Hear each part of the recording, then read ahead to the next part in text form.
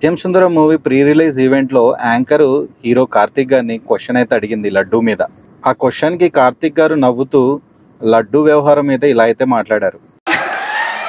లడ్డు కావాలా నాయనా, ఇంకో లడ్డు కావాలా నాయనా? ఇప్పుడు లడ్డు గురించి మాట్లాడకూడదు, సెన్సిటివ్ టాపిక్, మనకు వద్దు అది.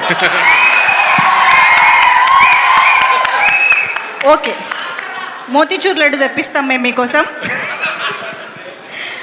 మోతీచూర్ లడ్డు సిచ్యువేషన్స్ కావాలి మాకు, అంతే సిచ్యువేషన్ కావాలి. లడ్డు వద్దు, ఇప్పుడు వద్దు.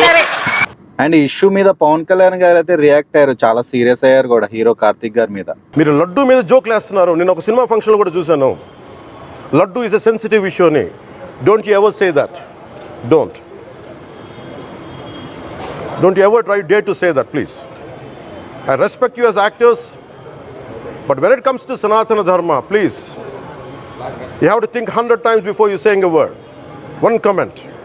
పవన్ కళ్యాణ్ గారు సీరియస్ అయిన విధానానికి హీరో కార్తీక్ అయితే ట్వీట్ అయితే చేశాడు.